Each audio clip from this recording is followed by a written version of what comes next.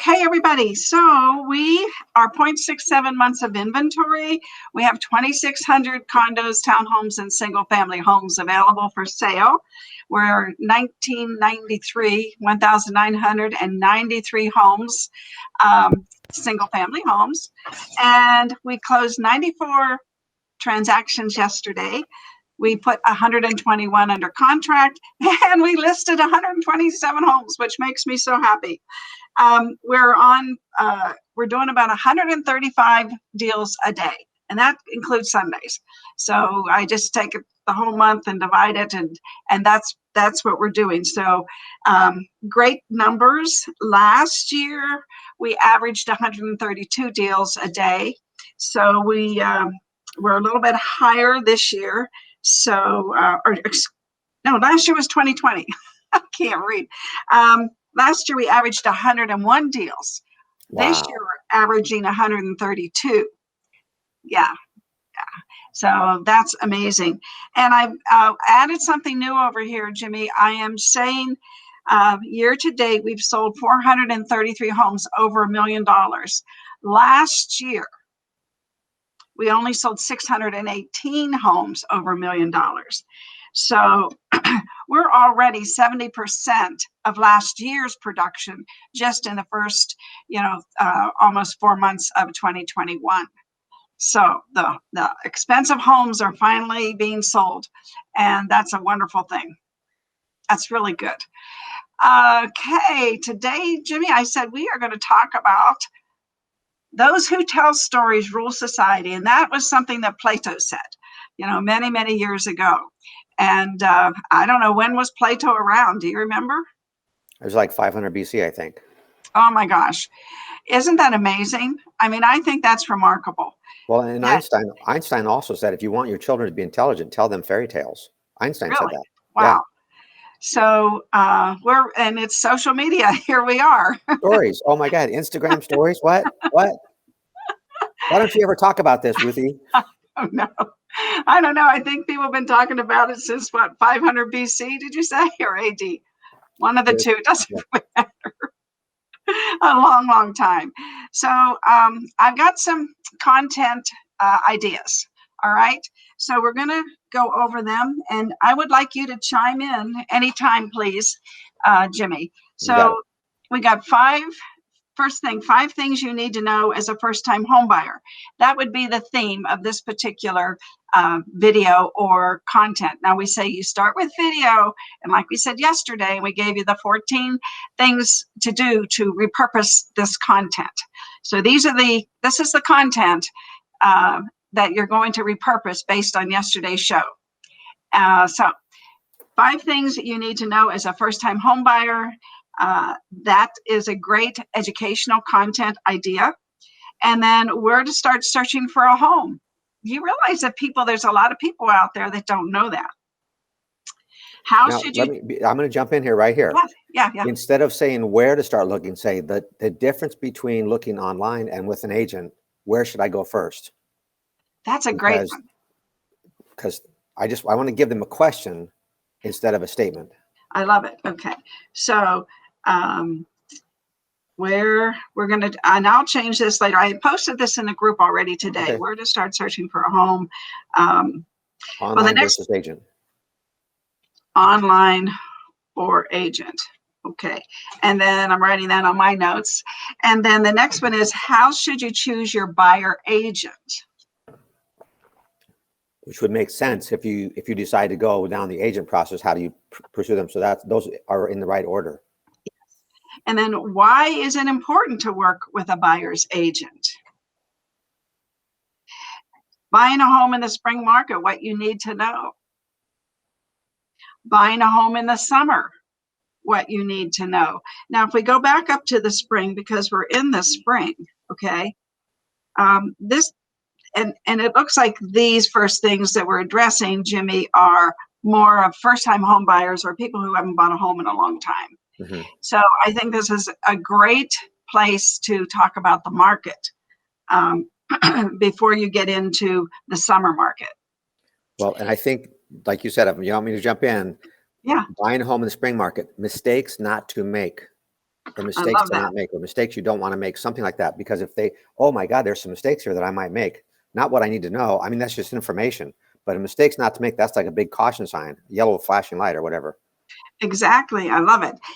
And then we go to the summertime, buying a home in the summer, what you need to know. So if you're in Las Vegas, what do you need to know?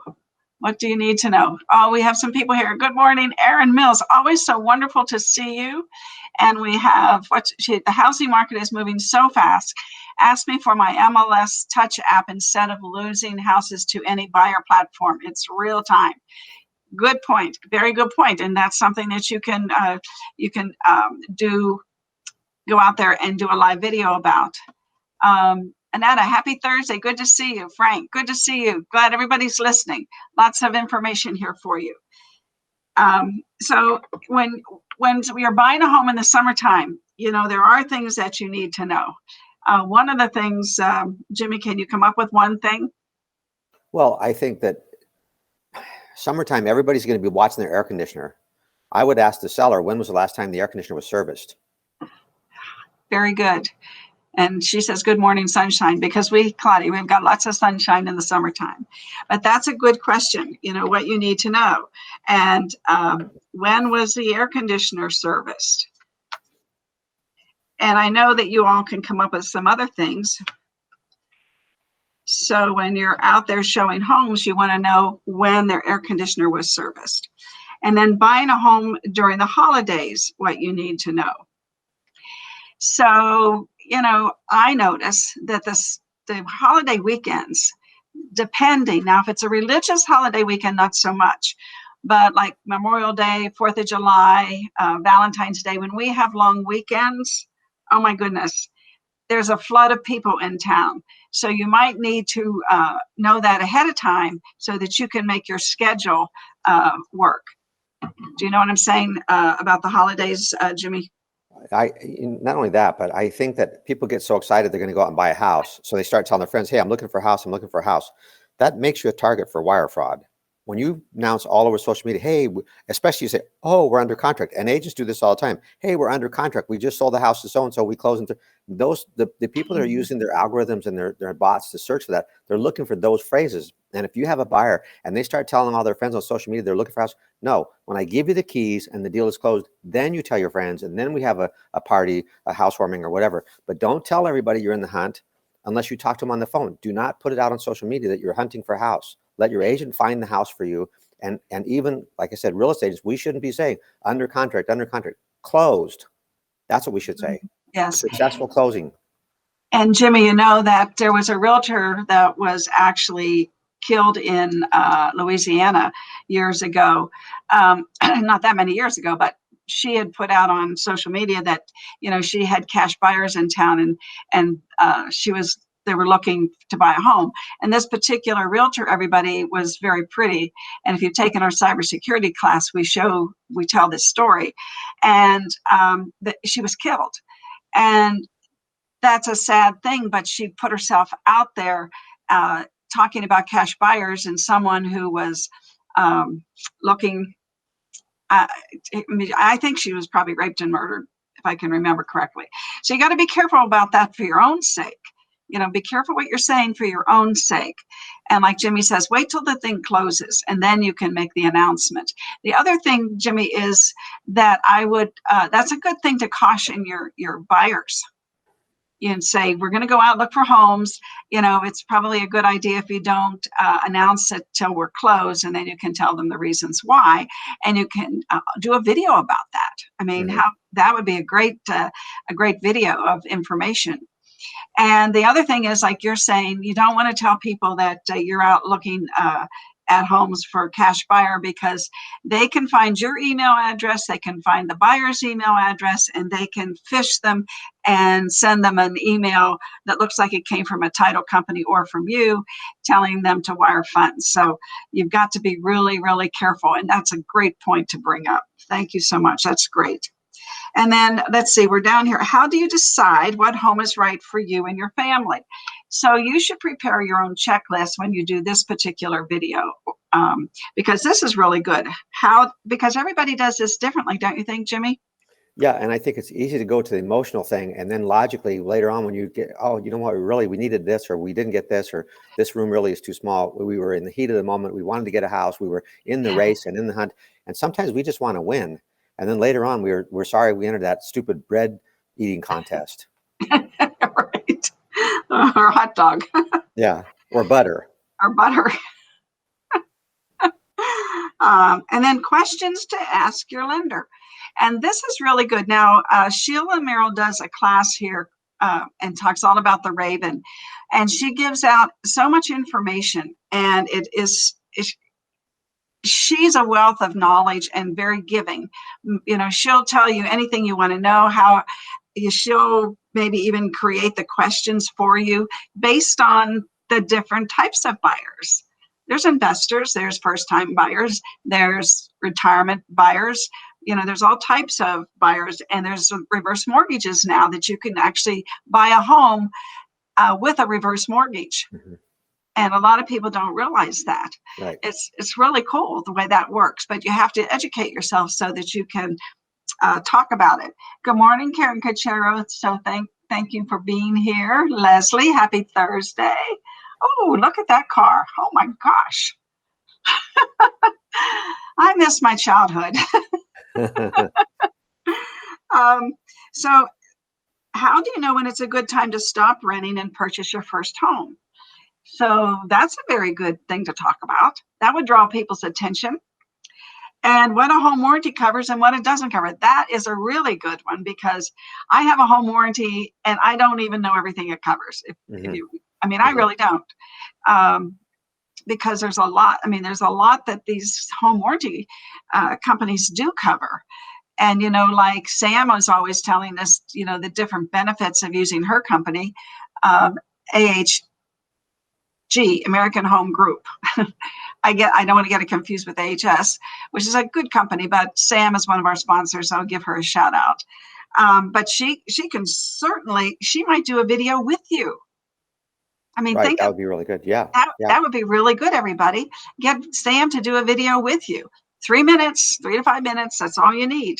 And the content, then you repurpose, like we said yesterday. That would be a really good one. 3 tips for finding a trusted mortgage professional. Again, go back to Sheila, get a lender, have a lender do it with you. You know, like, here's 3 tips finding a trusted mortgage professional, and have that mortgage professional go back and forth with you on those questions. You know, a lot of people got into real estate because they did a transaction and their agent wasn't that good. And it looked so easy. They said, you know what? They made $9,000, $12,000, $15,000. They weren't that good. They didn't do that much. I wonder how many lenders got in the mortgage business because they got a loan and they thought this lender wasn't really that good. They made a lot of money. Maybe I should just do this. I wonder how many lenders got a loan and that pushed them into the business. Yeah, that's a good one. That's a good question. But I'm sure that, I know that exists. I know that exists. And then going down to more, so that theme that we just went through was buyers. I put them all together. And then there's holidays. Halloween, 3 creative ways to celebrate during COVID. Well, I don't know if we're going to have any restrictions this year about COVID. But if we do, I think that would be a good Halloween video. And then if we're not going to be restricted, that would be a great video to tell everybody, you know, last year we couldn't do this, we couldn't do that. Now we're knocking on doors and, you know, I don't know. And we'll see, it might curb the traffic and it might not, might just be the opposite. So that's a good subject.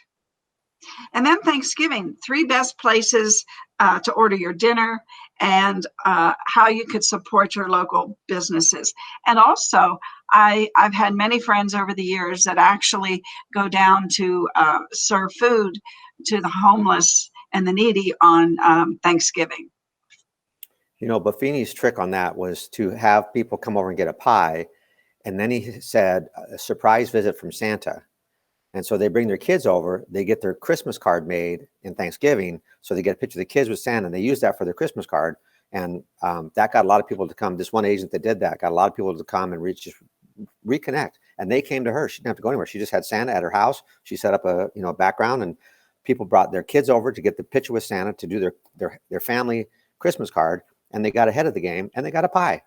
How wonderful. I know that's, yes, that's my reverse engineering theory, right? Yeah, yeah. And he Instead of, calls it a reverse Popeye. That's what he calls it. It's a reverse yeah, Popeye. exactly. So instead of you going and delivering pumpkin pie or zucchini bread or pumpkin bread or something to, all of your neighborhood or your whatever, whoever your database will allow, however many you want to do, send out those invitations via messenger on Facebook. And then I would definitely video that event and get it out that day. Mm-hmm. So yeah, because that'll give you a lot of engagement, You put that on your business page and you boost it out there. And what you do for the people who are your clients, past clients, current clients, I mean, that is going to really get you engagement.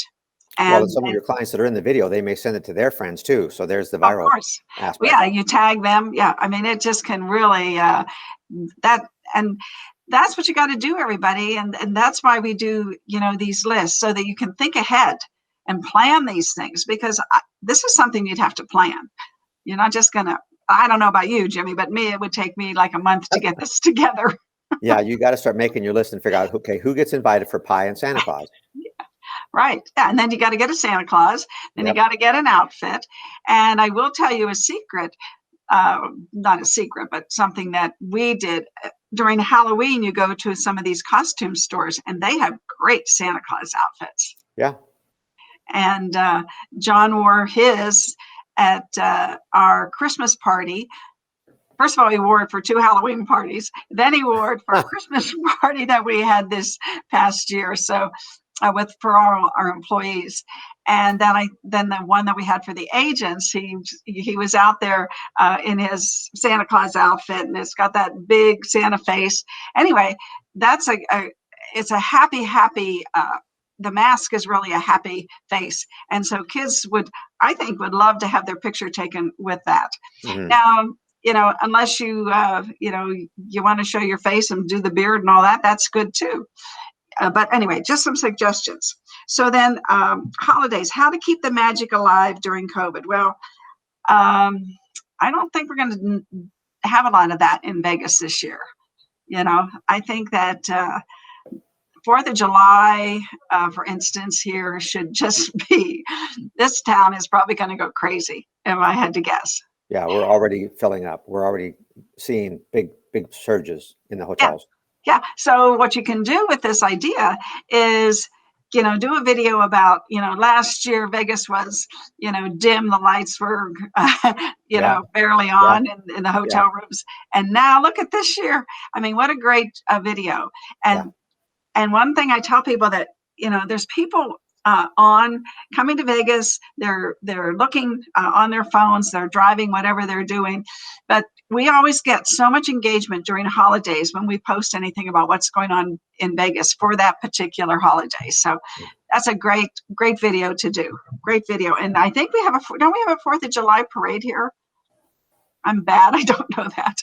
I don't know either. Anybody there know? I forget if we do or not. I know that the Lake Mead does a lot of neat things, or they have in the past. Erin, you might know that. Erin Mills, you might know that. And then my 3 New Year's resolutions. So you could post this like right after Christmas, and do a whole, start this particular video about, what are you going to do for your my tongue gets tied. What are you going to do for your New Year's resolutions this year? Mm-hmm. Here's what I'm going to do. And then you could have a couple people, like your husband or your kids. That could be a great video. Yeah, and bringing the family is a big deal. Yeah. And I love, like, Erin has her son and her dog, and she understands that those are great attention getters too. Mm-hmm. So don't forget the dogs and the cats. Okay, moving on to sellers. How do you know when it's time to move up or down? So that's a video topic. What is the most important marketing a listing agent can provide? And that, like in Vegas, it's different than it is in other parts of the country. So that's, that's, I think, would be very interesting. The top 3 things to get your home ready for the market. I know that this is what sellers, especially sellers who are, let's say, older, have lived in their home 10, 15 years. So they haven't been, out there like maybe the younger crowd buying and selling homes every 5 or 6 years. So they really want to know, what they should do to get their home ready, because they've been in that home a long time. So when you target market, you can target market to perhaps, like Sun City, Siena. You can circle pin those locations, because a lot of those people are moving for good or bad reasons. I mean, people pass away, or they want, what happens, Jimmy, too. A lot of the folks, as they get older in the senior communities, they want to go back and be with their family at a certain point. And a lot of the people that live in these communities have come from, the East Coast, for instance. I know that because we used to do a lot of transactions in Sun City, and they were coming from California, New York, New Jersey, Chicago, places where it snows, because they wanted to spend that when they were 55 and older. They were still young enough to enjoy the action here in Vegas. But then all of a sudden, now they're 70 or 75, and they're thinking, gee, maybe I want to go, and live with my kids in Arizona or whatever. So anyway, just things to think about, where you might want to put out that video, and then adapt it to the crowd that you're going to do it for. Targeting. Right. 3 keys to decluttering your home. And I think a lot of people would appreciate that, because it's hard. It's like, yeah, but that picture's so pretty. Why should I take it down? Well, because somebody else wants to envision their picture up there. Right. And then selling a home in the spring market, what you need to know. That's a good one. That's a very good one. Again, I still think that people should have an inspection before they list the home. And then a lot of their buyers' questions and concerns are covered. And sometimes that can make the difference in whether that buyer wants that home or not, because they'll see on the inspection, that there's nothing wrong with the air conditioner, that the hot water heater is working fine. And those are concerns that buyers have. So if you alleviate their concerns, then if they make an offer, it also eliminates a lot of buyer's remorse, because part of the buyer's remorse is wondering what's wrong with the home. So I think that's a good thing to do. Selling a home in the summer, I think that's pretty close to selling a home in the spring here. What do you think? I mean, it does get hot though. I guess July and August. I always tell people, just leave the air conditioning on, especially if the home is vacant. Right. Leave the air conditioning on. I know some sellers, they're watching their pennies, but it doesn't cost that much to just leave it on, leave the fan running, leave that air circulating. Because when people go into a home, that makes a difference when it's refreshing in there. Right. Selling a home during the holidays, what you need to know. So we just sold a home oh dear, I think it was right after Christmas. And so they still had their Christmas tree up, and we wanted to take pictures. And we said, you really should take the Christmas tree down. And they did. So, that might be something to think about. I think it's best to take the decorations down before you spend $200, $300, $400 on pictures.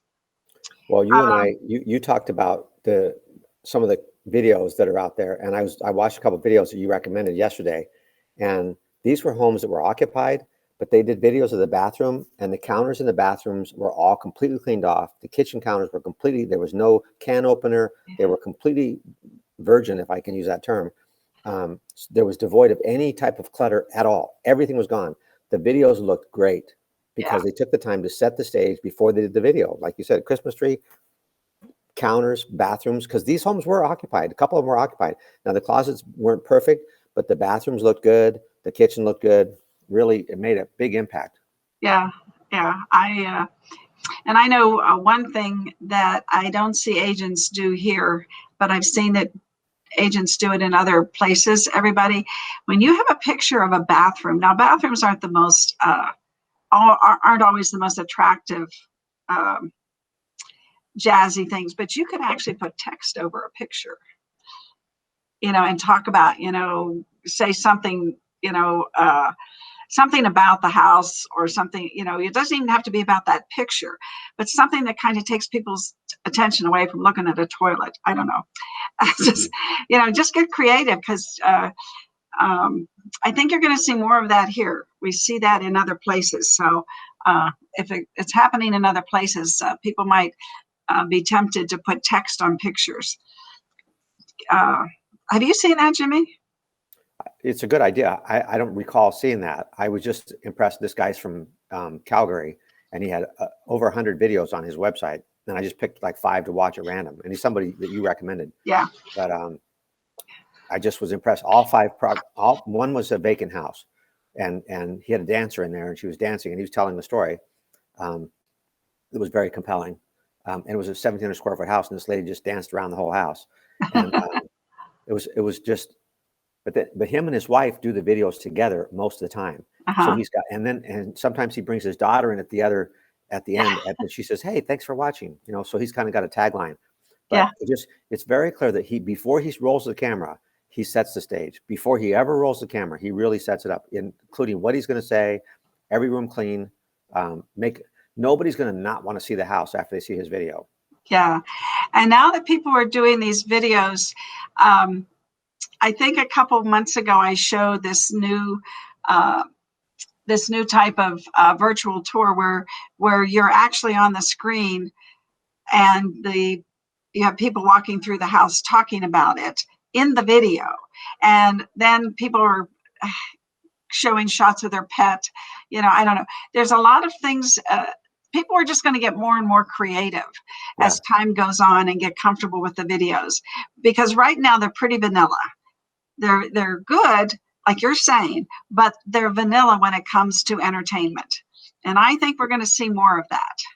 Now that I think about it, one of the videos he had, there was a cat that was at home, and the cat was just chilling out, and he got the cat in there a couple times. So if somebody's allergic to cats, they might say, well, I can't have that house. But somebody who has cats, oh, look, the cat. And they might go see that house just because, let's go find out where that cat lives. And, to that point, Jimmy, a lot of people will say, well, I don't want to put the cat in the picture because what if someone's allergic to cats? But you see, the way to think is what you said. You want to appeal to the people that like cats. If people are allergic to cats, well, you don't want to show them that house anyway, because that's right. They can't buy it. They're not going to buy it, probably. Right. You're right. A great way to pre-qualify. Yeah. So let's see. Should you sell and move up or wait? So that's a good subject. And some of these things you might want to Google and see what other people are saying in answer to these questions, so that when you do your video with this question, that you'll have really good answers. Should you put an offer on your home before you sell your existing home? Now, that's a really good one. These are things that questions that people ask. And so if someone asks a question, there's probably a ton of people that have the same question. Did you find that? I mean, agents that ask you questions, Jimmy, it's not just that one agent's question. There's a lot of agents that have the same question, but they don't come and ask us, which, we wish they would. Well, as you've observed, a third of the buyers are first timers, so they don't have to deal with this. But that means 2/3 of the buyers are looking at this question. Do I sell my house first, or do I buy a house? Do I find where I'm going to go? And you remember Floyd Wickman calls it buying in reverse. He says, when you buy in reverse, when you don't have your house sold and you make an offer on another house, what are your odds of getting it in this marketplace? You're contingent on your house even selling and closing. So you lose any negotiating power you have there. And then let's say you get the other house. Now your house goes on the market and you get an offer that you don't really want to take, but you really don't have time to mess around because you lose the other house. So you have no negotiating power on this side. You lose your negotiating power on both sides. Floyd recommend it highly against buying in reverse. Sell your house first, get your money, stay 2 months, do a rent back. Yes, and that's one of the tips I think that Brian has told us. Brian Buffini has said that, when that's a concern, just put it in the remarks that the seller wants to rent their home back for 2 months. Yeah. So, and they'll pay rent. Right. Or not. Well, no, they'll pay rent. Yeah. Well, I do have an agent that I work with that I have a lot of respect for, and he allows a seller to stay in the house for 1 week rent-free after closing, because he says that helps him get some of his offers accepted. He does take a security deposit, and if they go beyond a week, then the rent's very expensive. Yeah. It really jacks it up. But the first week, look, you could stay a week free, get your check, pack your stuff, clean up the house, move out. Yes. And of course, I always tell agents, regardless if it's a day, a week, well, a day, maybe not, a week or a month, I should say, that you need to use the GLVAR lease agreement. Yeah. Because that covers and protects both parties. Yeah, for sure. Even if it's for a short period of time, everybody, you should do that. Okay. Let's see, biggest bang for the buck, top 5 things to consider doing before you list your home. So that should be a great video, because people want to know when you say top 5, well, they may be thinking of some things, but they want to know what the top 5 are. So I think that's a great hook.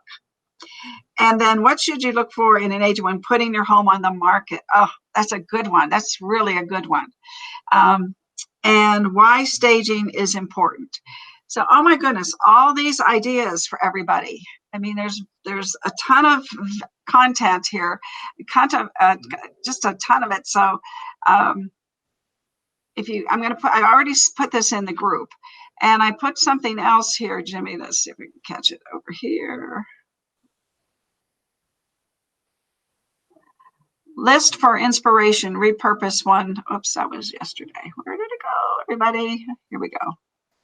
All right, let me find it. I don't know why it does it. Tell a story. Okay, tell a story. So tomorrow we're going to talk about telling a story. So Jimmy, if you want to go jump in the group and look at this, and we'll have some discussion about telling the story tomorrow, because we're out of time. Okay. But I appreciate everybody hanging in there and listening to these content ideas. Hopefully you'll start formulating a playlist and do a series of these items, so that you can start doing videos at least once a week on a consistent basis, and start boosting it out there and getting engagement, because you've got to brand yourself. So I love everybody. You can still sign up for Buffini. So says Jimmy, right, Jimmy? It's the last chance, really. Tomorrow's the last chance. 1 o'clock, from 1 to 3 tomorrow. Just show up at 8400 West Sahara. If you haven't signed up, just show up at 8400 West Sahara at 1 o'clock. Watch the Buffini. If you're not ready to sign up when you're done, I don't know what to tell you. Well, yeah, hold on just a second if I can find it. Go to B.Vegas and sign up. Don't see oh, there it is. Is that it? No, that's social media. Yeah, just go to B.Vegas and sign up for Buffini. And like Jimmy says, you'll have the videos for the first 2 classes, and they're pretty good as far as getting the foundation for the rest of the show. And that's tomorrow's at 1:30. Oh, friendly reminder. Oh, because you have your class till 1. Oh, thank you, Annetta. Thank you. And friendly reminder. Yes. Tomorrow Buffini's 1:30 to 3:30. All right, everybody. We love you. Thank you so much. We love that you participate in the chat, and we know somebody's watching. Bye, Jimmy. Thank you for coming, and we'll see you tomorrow, everybody. Yes, Jimmy and I will be here.